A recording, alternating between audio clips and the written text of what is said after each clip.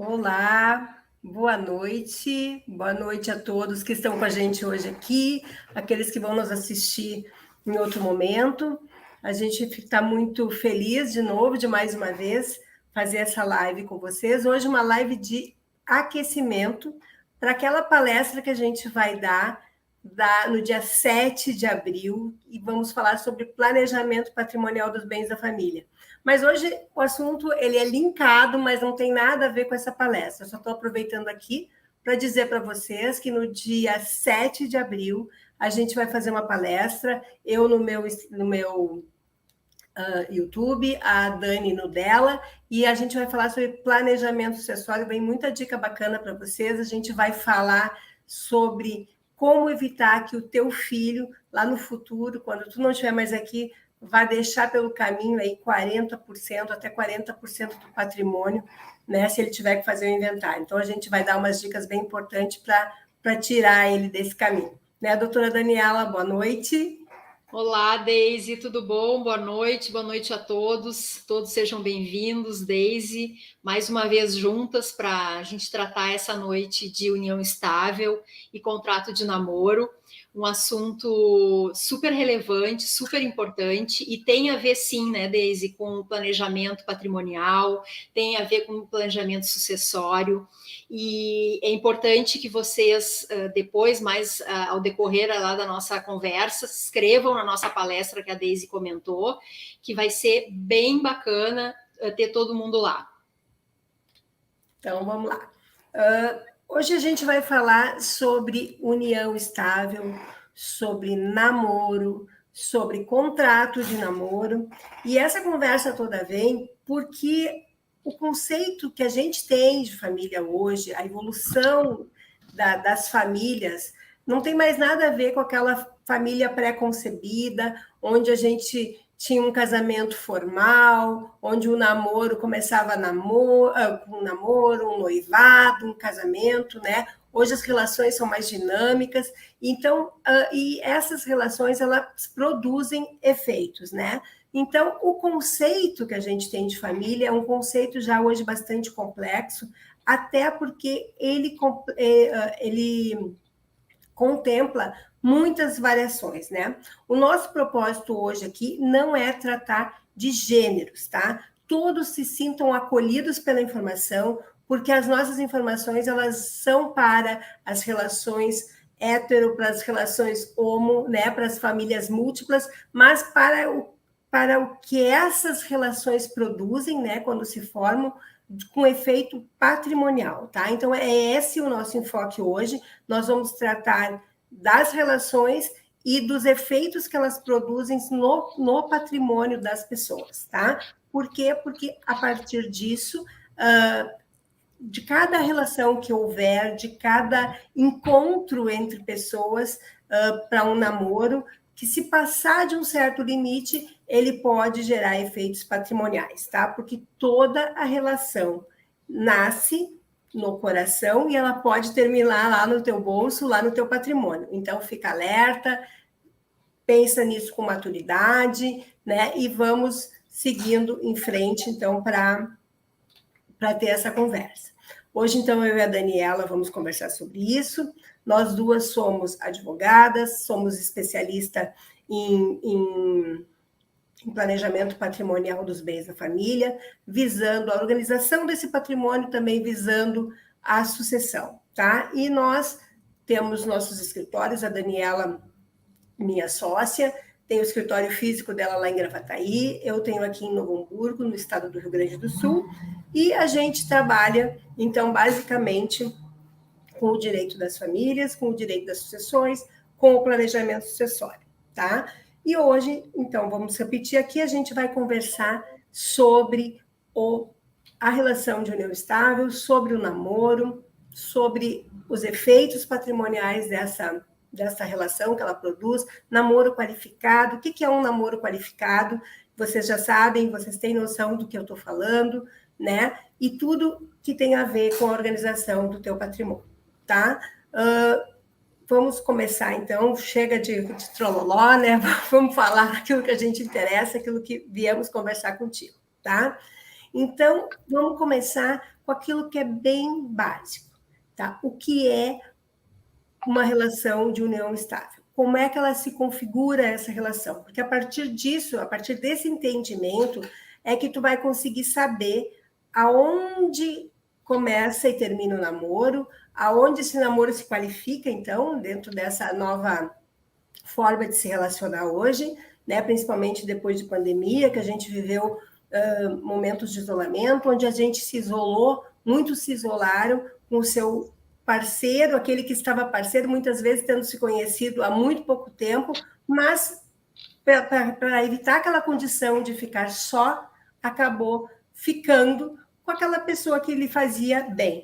E isso também pode produzir efeitos, essa relação se transformou, como é que isso funciona, né? Então, é o que a gente quer, tirar fumaça, tirar tabu, e como é que funciona. Então, a união estável é uma relação que se caracteriza por ser pública, por ser duradoura e por ter a intenção de formar família. Olha só o que eu estou te dizendo, intenção de formar família, né? Então, nem todas as relações são assim. A gente, às vezes, está namorando, a gente só quer curtir um pouquinho com a pessoa que está ali com a gente, né? E não está nem pensando em família, muito mais, muito menos, aliás, em ter patrimônio comum, em criar vínculos, estreitar vínculos, né? Então, a união estável é muito importante que, para ser configurada,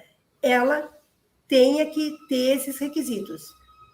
Ela tem que ser duradoura, ela tem que ter o intuito de formar família e ela tem que ser pública, tá? Então, assim, eu fico imaginando, e isso eu imagino que a maioria que está aqui talvez tenha presente a coisa do tempo, né? Quanto se falava, temos que ter 5 anos de relação, tem que morar junto para ter essa relação. Será que é assim? Né? Será que eu preciso estar morando junto para ter uma união estável? Será que eu preciso ter um documento para ter uma união estável? Né? Então, eu até queria que vocês aí no chat me dissessem o que vocês pensam sobre isso. Vocês têm essa presente que o tempo é importante? O que vocês têm presente com relação à caracterização dessa união estável, né? Eu aposto que a maioria até vai me dizer que o tempo, sim, é importante, né? A gente tinha lá no início que esse tempo tinha que ser 5 anos,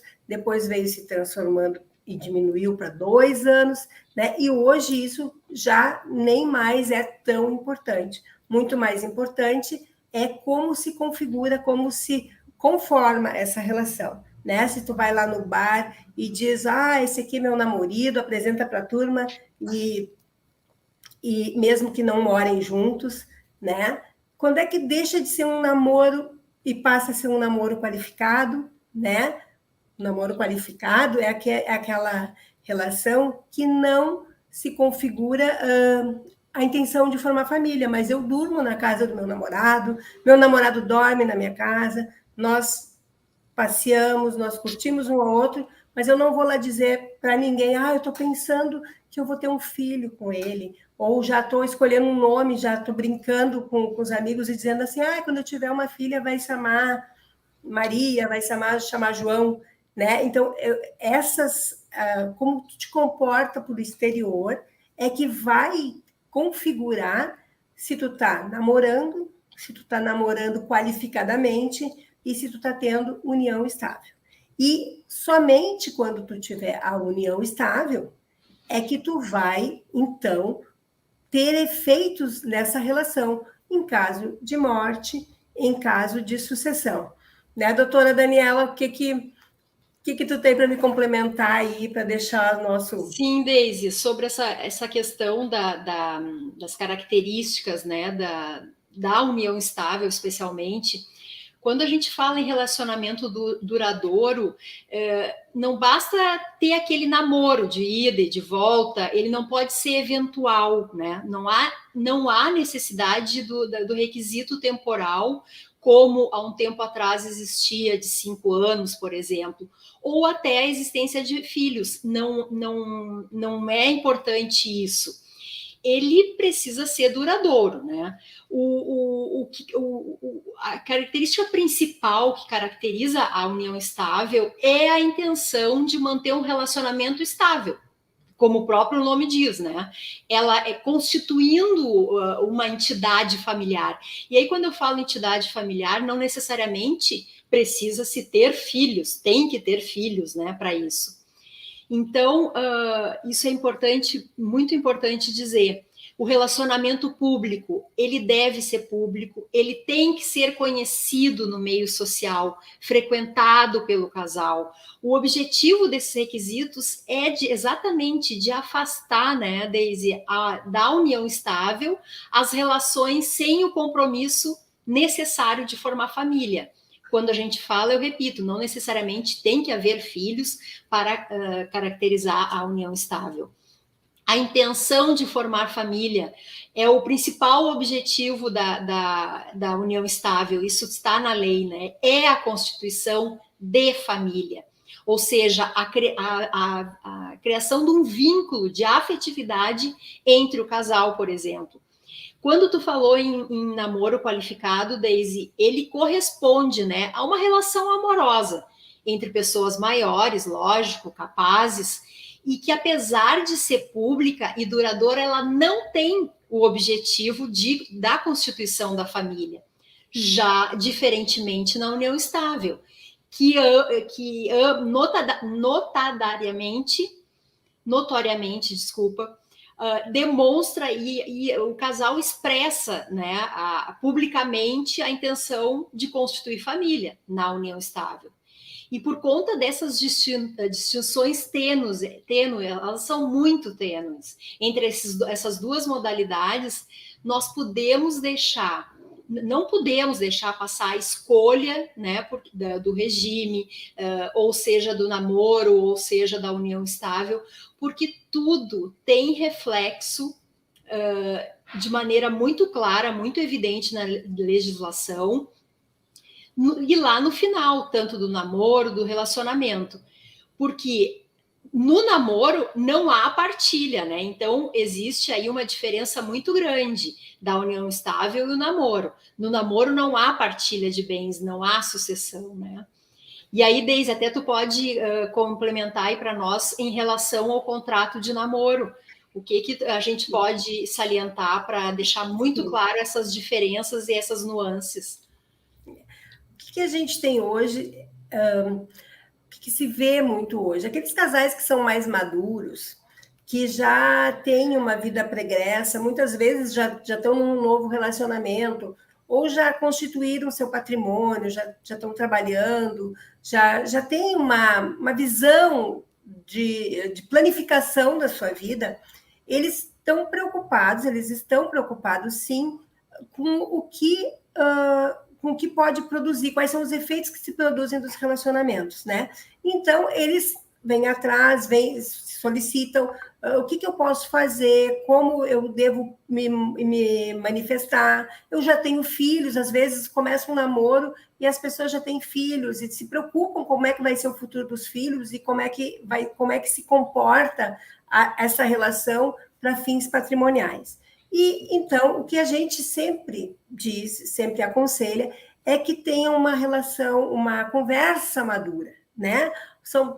Converse com o teu parceiro, esclareça quais são as tuas intenções com relação ao relacionamento que está começando, que está se formando, porque não é só de paixão que se vive, a gente também sabe que as relações, elas começam às vezes até com...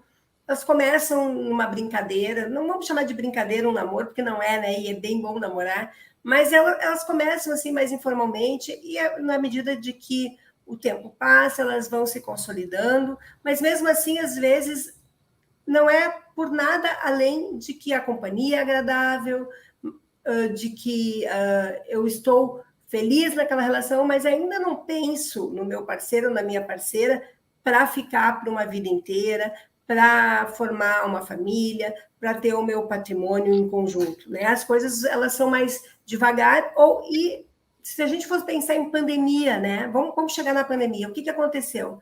As pessoas ficaram juntas porque estavam isolados e precisavam estar no mesmo ambiente, porque se saíssem dali não poderiam retornar.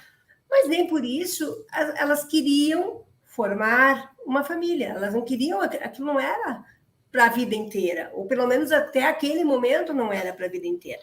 Então, muito se fala e se tem falado do contrato de namoro. Como é que esse contrato é visto, né?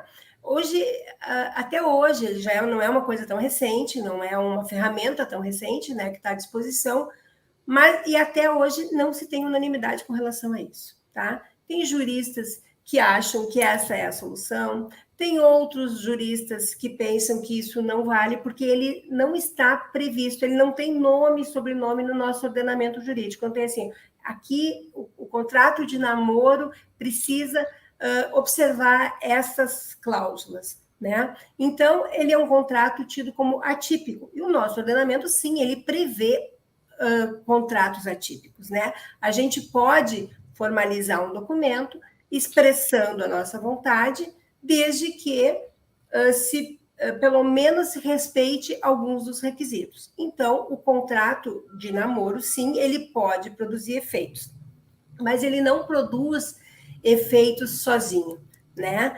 O que acontece quando as pessoas vão se preocupar?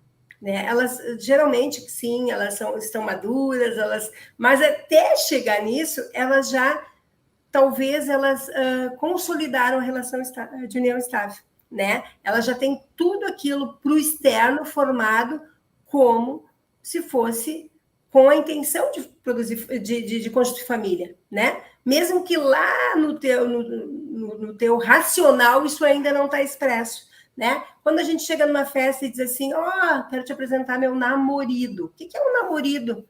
Um namorado que só tem o nome de namorado porque ele não casou, né? Mas mora junto, saem para trabalhar juntos muitas vezes, e o externo enxerga aquilo como um casal que já está se constituindo em família, né? Então, o contrato, ele vem dentro, ele tem que estar contextualizado para que ele produza efeitos, né? Muitas vezes, tu vai lá porque o contrato, eu tenho que te dizer assim, o contrato só é bom quando ele sai da gaveta. Isso é a verdade, né? Então, às vezes a gente fala, vem no escritório e, doutora, faz para mim um contrato, a gente vai lá, faz esse contrato, mas sabe se ele produziu efeito, se deu tudo certo. Por quê? Porque as partes sempre se acertaram. Para o bem ou para o mal, elas se resolveram sozinhas. Então, o contrato ele passa por efeitos. Com certeza, é importante, né, desde o que tu falou, existe essa controvérsia no meio jurídico, doutrinário, inclusive com nomes importantes aí do nosso direito de família, né, a doutora Berenice, ela é uma que entende que ele não está previsto no nosso ordenamento, portanto não tem validade, mas é importante dizer que ele não está previsto ali na lei, como tu falou, mas ele está embasado lá no Código Civil, nos contratos, e sim, ele tem, no meu entendimento, ele tem validade, porque ele... contextualizado, né? Desde contextualizado. Ele conterá cláusulas válidas, né? Do regime, enfim, de toda a disposição. Então, é como tu está falando mesmo, mas desculpa te interromper. Não, mas eu acho que é válido, né? Então, o que a gente precisa entender? Que esse contrato, ele não vai ser celebrado com a intenção de mascarar uma união estável já consolidada, tá? Então, isso vai ser observado no momento que ele vai ser analisado por quem vai julgar. Então, como eu estava dizendo antes, o contrato, a gente só vai saber se ele vai produzir o efeito desejado no dia que ele sair da gaveta e for a julgamento. Porque, fora isso, as partes vão compor, vão se ajustar, talvez vão precisar de uma mediação, mas quando a gente sabe que quando vem com a mediação, muito mais se fala em solução de conflitos que às vezes não estão embasados, ou na maioria das vezes não está embasada numa cláusula contratual. Então, aquele contrato ele só vai ser visto, analisado e produzir os seus efeitos válidos perante aquele casal, ou aquele ex-casal, no momento de que ele precisa ser discutido. E não é só no caso de separação, é também em caso de falecimento, né? Quantas vezes casais se estão ali numa relação, num namoro qualificado até, e um deles morre, né? E aí ele vem lá reclamar a herança. E a família do falecido vai dizer: não, mas tu não é tu não é herdeiro, né? Tu nunca passou de um namorado, então tu não te qualifica. E aí começam demandas judiciais, aquelas que vão por uma vida se ninguém retroceder ou negociar essa sucessão, ou que venha uma chancela judicial. Então, para ter essa chancela judicial, precisa estar contextualizado. A prova tem que ser mais do que está no contrato, né? O julgador tem que entender que aquele contrato não está mascarando, tá? Então, nós vamos achar por aí decisões que vão dizer sim, o contrato é válido, outros vão dizer não, o contrato não é válido, e outros vão dizer é válido desde que. O meu conselho, quando eu falo sobre isso, quando eu sou procurada aqui no escritório, é que sim, façam o contrato. Porque, pelo menos, aquela intenção daquele momento, que ela pode se transmudar, porque muitas vezes se começa com um namoro e ali eu vou ali correndo, faço meu contrato, aquilo vai se perpetuando, vai se transformando e passa a ser uma união estável. Então, o meu conselho é: façam o contrato, estabeleçam tudo o que entenderem que seja relevante para essa relação, o que entra numa eventual partilha, o que não entra, como isso vai acontecer se, porventura, esse contrato vier a ser julgado inválido, né? Então, ou se a relação se transformar. O que eu quero dizer com isso? Digam: nós não estamos namorando, nós não estamos mantendo uma relação estável, nós estamos apenas namorando e nós não queremos que essa relação produza nenhum efeito patrimonial. Não queremos um do outro alimentos, não queremos, em caso de falecimento, ter o direito de habitação, aquele direito que é reservado aos companheiros, não queremos partilhar bens em caso de separação ou em caso de partilha. Mas, se porventura essa relação vier a se transformar no tempo, ou se este contrato vier a ser invalidado, então, desde já, nós dissemos que o nosso regime de bens é o da separação total de bens, porque daí convalida aquilo que estava sendo dito lá naquele momento que se fez o contrato para não produzir efeitos, né? Então, aí esse regime de separação total de bens, ele vai proteger a tua ideia inicial. E isso depois pode também ser até alterado, se for o caso, né? Então, eu queria conversar contigo, Daniel, um pouquinho mais, para que as pessoas aqui entendam como é que na união estável são produzidos efeitos patrimoniais. Regime de bens, pacto de união estável, como é que isso funciona? Daisy, como tu falou ali nos casos omissos, né, e que não foi definido previamente lá na união estável, vai vigorar a comunhão parcial de bens, ou seja, todos os bens que o casal adquirir durante o casamento vai pertencer ao casal, correto? Assim, caso a união chegue lá ao fim, cada um terá direito a 50%, então, do patrimônio que foi adquirido ao longo do relacionamento. Como medida de segurança, o que a gente aconselha? Ah, doutora, mas como é que eu vou agir, né? Medida de segurança, que o casal tenha uma conta conjunta em nome de ambos, que as aplicações financeiras estejam no nome do casal, não importando quem faz os depósitos, que os financiamentos sejam em nome do casal, ou pelo menos tenha outorga, e assim por diante. São inúmeros detalhes que a gente pode atentar, o cliente pode recorrer para que isso, no futuro, a gente consiga comprovar. E apesar que o dos bens adquiridos na constância da união, eles serem partilhados de forma igual, esses bens devem estar no nome do casal para que dá maior segurança, como eu já falei, né? Desde a formalização ela é tão importante na união estável, por exemplo, porque até para fins previdenciários, hoje o INSS, a Seguridade Social, ela está fechando tanto o cerco de uma maneira para que, por exemplo, no momento de muita de dor, né, no momento do óbito do parceiro, quando tu vai te habilitar e tu tem ali uma união estável, tão somente isso, o INSS não está mais aceitando somente a comprovação testemunhal para habilitação da pensão por morte. Veja que, além disso, tem que comprovar pelo menos 2 anos até de relação até a data do falecimento, ou seja, tu não consegue comprovar com testemunha. Como que vai se comprovar? Com o documento lá do cartório. Então, as repercussões são tão grandes que é importante, de fato, essa formalização, como a gente falou, né? O que não entra no regime da comunhão parcial? Não entram as pensões, os soldos, né?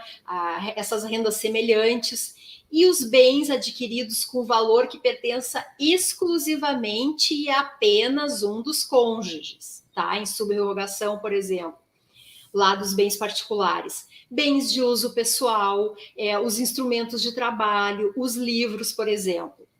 E aí, nós passando do regime de comunhão parcial, que é aquele, então, que se nada for definido, o que vai prevalecer, nós vamos poder falar também que pode ser estabelecido na união estável, né, Deise? No contrato de namoro, inclusive, que é a comunhão universal de bens, a separação de bens e a participação final nos aquestos.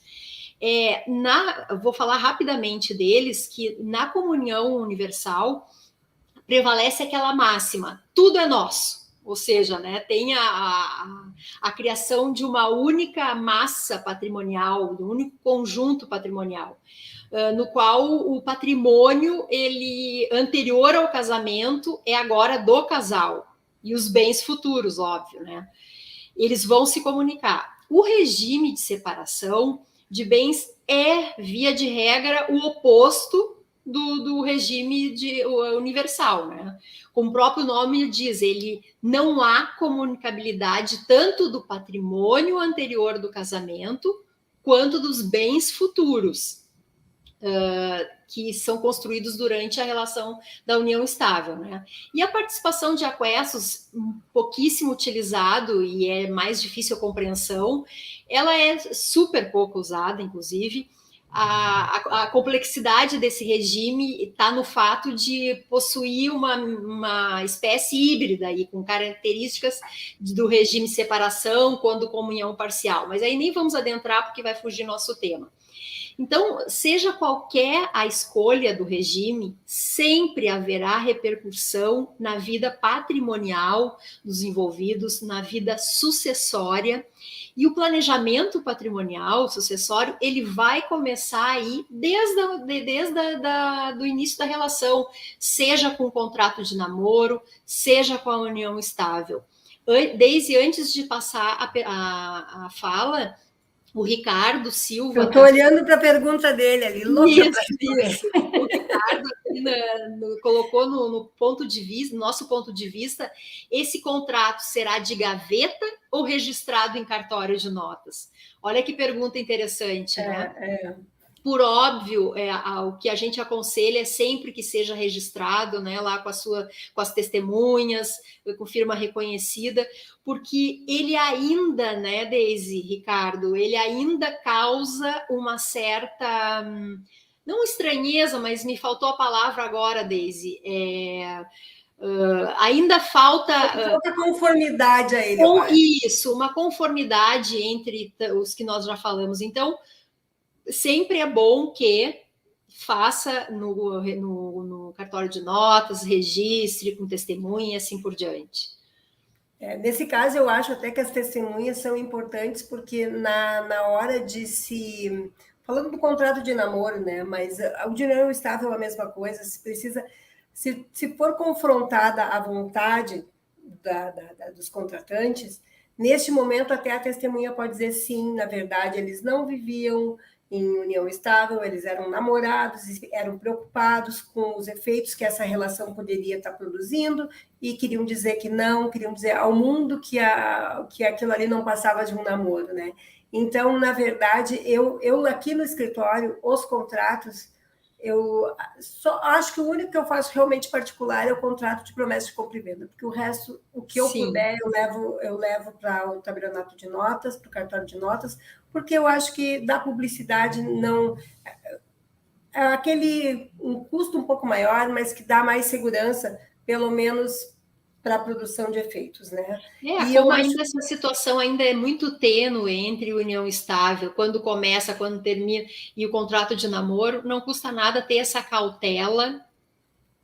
Porque na verdade, não é isso que vai definir, né? Não é isso. A gente sabe que não é o que define, né, Dani? A gente sabe que o que define é o conjunto, é o contexto. E também se sabe que, na maioria das vezes, quando as pessoas procuram para fazer esse contrato, quando começa a ter a preocupação, é porque a coisa já está mais para um lado do que para o outro, né? Sem dúvida.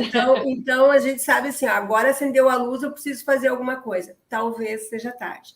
Então, o que hoje eu aconselho às pessoas é pensem a respeito, né? Não tenham medo de conversar sobre isso, né? Conversar com o parceiro, conversar com a parceira, o que pensa sobre essa situação, para que fique claro já no início, né? Já arrancam com o pé direito e evitam conflitos futuros. E claro que esse já é um primeiro passo para aquilo que nós chamamos de planejamento do patrimônio, né? Como nós vamos constituir nosso patrimônio, como a gente vai levar a nossa vida patrimonial, como é que a gente depois vai constituir a nossa família, né? O que se quer com isso. E quando essa manifestação de vontades, ela consegue ser expressada, melhor dizendo, tudo fica muito mais tranquilo. E é de cedo que a gente começa, porque é de pouquinho em pouquinho, e quando tu vê, está tudo organizado, está tudo perfeito, não tem espaço para conflito, que é o que a gente hoje mais deseja e trabalha para isso, né? O quanto menos conflito possível. Nessa tua fala, né? Essa espécie de contrato, por exemplo, é um indicativo, né, da mercantilização da vida, do que a gente, como os relacionamentos eles também caminham dessa forma, né? Muitos dizem até, inclusive, da diminuição da espontaneidade dos sentimentos, né? Que as pessoas ainda estão pensando mais em garantir seu patrimônio, em deixar tudo organizado, do que propriamente viver feliz para sempre. E não é isso, né? A gente sabe que nós trabalhamos dia a dia com essa questão patrimonial que as famílias enfrentam. Os pais estão muito preocupados com os filhos, que da noite para o dia começam a morar junto, e começam uma vida aí um pouco ao contrário do que a gente vivia antigamente, né? Uma vida muito mais moderna. E isso traz, claro, predomina o receio do patrimônio, predomina a questão patrimonial e do dinheiro, digamos assim, né? O procedimento assim do divórcio, da dissolução da relação, por vezes, na grande maioria, que é o que a gente vê na prática, ele vem, né, Deise, carregado de emoção, carregado de mágoa, e se tu te preocupou, né, em resguardar os direitos que lá, os anteriores, né, que foram assim pensados com a razão, sem essa emoção do final, dificilmente vai lidar com a emoção ferida, com a dor lá na hora da partilha. Ainda que haja o final doloroso na partilha, estando tudo resolvido, ainda é diferente. Isso a gente vê também, é o que a prática nos mostra, né? Tu vê que um simples documento lá no início, ele é capaz de evitar a maior dor de cabeça e a maior tristeza, não só para o casal, mas para os filhos e assim por diante, né, Deise? Eu queria responder aqui, eu não sei se é Jocely ou Juscelie, né? Mas Jocely, eu acho. Ela pergunta aqui que, além do documento de união estável, tem que também fazer o contrato. Jocely, o que a gente quer te dizer é o seguinte: na verdade, quando tu vive em união estável, ou quando tu está namorando, tu não precisa fazer nada. O documento, o contrato de namoro é um documento para uma situação. O contrato de união, o pacto de união estável, como a gente chama, é uma outra situação. No contrato de namoro, ele é um instrumento, é uma ferramenta que tu vai poder te utilizar para dizer assim, ó, sociedade, judiciário, meu amor, nós não somos nada além do que namorados. Na eventualidade de uma separação, na eventualidade de um falecimento, nós não temos compromisso um com o outro, compromisso patrimonial, tá? Então, tu faz no namoro para evitar uma situação constrangedora no futuro, para que não se caracterize aquilo que tu não quer que seja caracterizado, que é a união estável. Isso é uma coisa. A outra coisa é, eu estou vivendo em união estável. Eu quero constituir uma família. Quando a gente vai casar, a gente vai lá no registro de pessoas naturais, faz os trâmites dos documentos, eles perguntam com que regime tu vais casar? Tu vai casar com o regime que é o convencional, que é o padrão, que é o da comunhão parcial de bens, ou tu queres fazer um pacto dentro daqueles outros regimes que a Daniela apresentou? Na união estável é a mesma coisa, só que se tu não fizer nada, se tu não for lá no cartório de notas, fazer o teu pacto, o que o Estado vai dizer no dia que essa união se dissolver? Olha, tu não disse nada, então o que rege a tua relação é o regime da comunhão parcial de bens, que é aquele onde tudo que foi adquirido durante essa relação se comunica, cada um tem a metade, e no caso de falecimento, os bens particulares, aqueles que não se comunicam em caso de separação, eles serão partilhados, que são aqueles bens que já tinham antes da relação se iniciar ou quando foram adquiridos por doação ou uma situação particular até de trabalho, tá? Então é isso. Mas são documentos diferentes para situações diferentes, tá? Se orienta, aí agora quem fala somos nós que lidamos com essa situação no nosso escritório diariamente. Nós indicamos que sim façam o instrumento, né? Para evitar ter que discutir situações que no contrato ou no pacto já vão estar estabelecidas e pré-definidas. Essa é a nossa indicação, tá? Então, eu não sei, dentro daquilo que a gente falou, hoje o assunto era bem curtinho, na verdade, né, mais informativo. Acho que a gente passou a mensagem, né, sobre isso. Aqui sobre no chat, Deise, também não já se esgotaram as perguntas e a gente quer agradecer, né, Deise, a participação de todos, o interesse. Sempre é bom ficar atento. Isso é um assunto bem pertinente.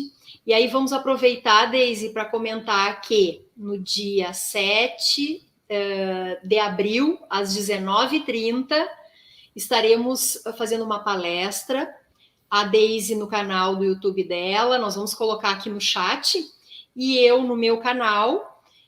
Vocês entrando nesse endereço aqui, vocês façam a inscrição, participem.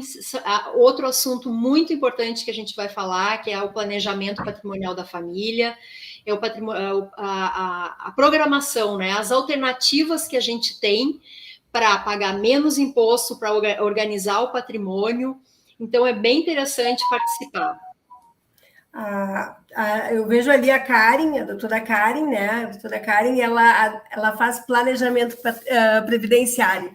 E ela entrou um pouquinho depois, então não ouviu a tua fala quando falou ali também sobre a repercussão previdenciária, né? E realmente, eu acho que daí a doutora Karen, melhor do que ninguém, poderia falar sobre isso. Talvez um dia a gente faça, né, Karen, uma live contigo junto para falar sobre isso, né? Mas realmente, sim, a gente passou um aconselhamento aí, né, sobre como proceder para que lá no futuro, ou nem um futuro tão distante, talvez um futuro próximo, quando se precise da previdência, né, para nos atender, que também esteja estabelecido, que esteja configurada a prova, para que a gente não precise passar por aqueles dolorosos processos de uma vida inteira para ter o seu direito reconhecido.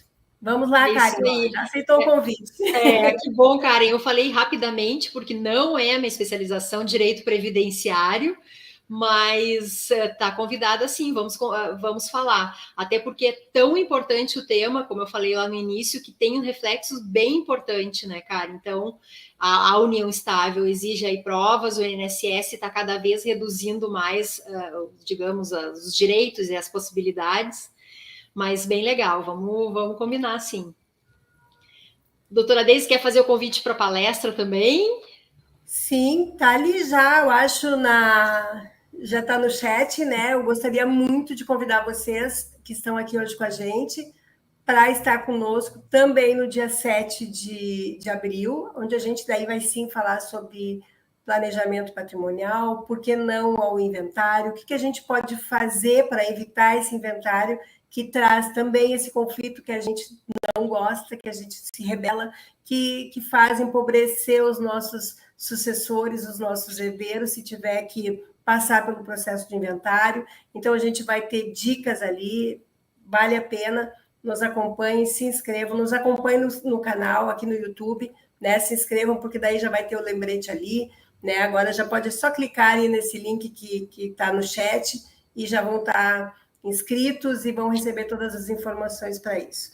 Eu acho que é importante a gente poder debater assuntos assim com espontaneidade, sem tanta formalidade, com uma linguagem que é para todos, né? Que possam entender o recado que a gente quer passar para que as relações sejam mais saudáveis, os seus efeitos sejam mais tranquilos e que a gente evite cada vez mais o conflito, né? E a perda de dinheiro, né? Porque, na verdade, também é um fator a se preocupar cada vez que se tem um processo, cada vez que se tem no assunto da live do dia 7 é o processo de inventário, né? É sempre muito desgastante, é sempre muito penoso para as emoções e para o bolso da gente. Então, se a gente puder ajudar aí passando informação, esse é o nosso objetivo atualmente, né, doutora Daniela?